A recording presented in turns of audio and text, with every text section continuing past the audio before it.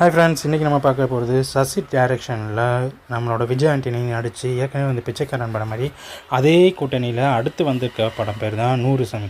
So இந்த நூறு சாமி வந்து சேம் அதே மாதிரி அம்மாவோட சென்டிமெண்ட் பேஸ் பண்ணி தான் எடுத்திருக்காங்க. ஸோ ரொம்ப அப்பா இல்லாத பசங்க 2 பேர்த்த அம்மா ரொம்ப கஷ்டப்பட்டு வளர்க்குறாங்க. ஸோ அதில் அவங்க நிறைய பிரச்சனைகளை சந்திக்காங்க. அந்த பிரச்சனைகளுக்கு பேஸ் பண்ணதுக்கப்புறமும் இதுக்கடுத்து என்ன நடக்குது அப்படின்றத அந்த படத்தோட மீதி கதை. விஜய் ஆண்டனியும் சுவாசியாவும் இந்த படத்தில் வந்து நடிச்சிருக்காங்க. 2 பேரும் நடிப்புலையும் இந்த படம் வந்து ரொம்ப சூப்பராக வந்திருக்குன்னு தான் சொல்லணும். அதாவது ஹஸ்பண்ட் இல்லாத ஒரு பொண்ணு ஒரு கட்டத்துக்கு அப்புறம் கூட வேலை பார்க்குற ஒருத்தர், அதாவது விவசாயத்தில் கரும்புட்டு போன இடத்துல ஒருத்தர் கூட பழக்கம் வராங்க. ஸோ அவங்க 2 பேர் லைஃப்பும் எப்படி போகுது, அவங்க 2 பேர்த்துக்குள்ளேயும் எந்த மாதிரி அண்டர்ஸ்டாண்டிங் ஆகுது அப்படின்றது இந்த படத்தோட மீதி கதையாக இருக்குது.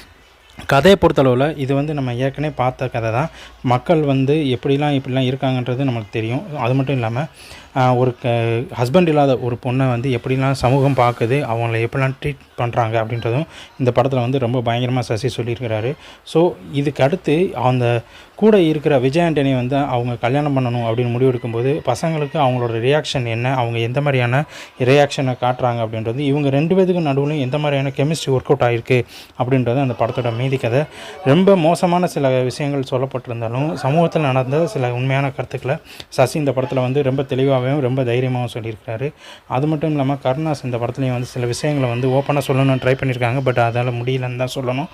அது மட்டும் இல்லாமல் ஒவ்வொரு விஷயங்களும் சமுதாயத்தில் நடக்கிறது, ஹஸ்பண்ட் இல்லாமல் இருக்கிறவங்க அவங்களுக்கு பேஸ் பண்ணவங்களுக்கு என்ன மாதிரி பிரச்சனை இந்த படத்தோட மீதி கதையாக இருக்குது. ரொம்ப நாளைக்கு அப்புறம் சசிக்கும் நம்மளோட விஜய் ஆண்டனி 2 பேர் கூட்டில் உருவாக்கியிருந்த படம் வந்து உண்மையிலே சூப்பராக இருக்குன்னு நம்ம எதிர்பார்க்குறோம். ஸோ படம் ரிலீஸ் ஆனதுக்கப்புறம் படத்தை பற்றின அடுத்த அப்டேட் கொடுக்கலாம். ஸோ இந்த படத்தை பற்றின கதையோ இல்லை இதை பற்றின கமெண்ட்ஸை நம்ம சேனலில் வந்து கண்டிப்பாக நீங்கள் டைப் பண்ணுங்கள். அடுத்த வீடியோக்காக வெயிட் பண்ணுங்கள். நன்றி, வணக்கம், பாய்.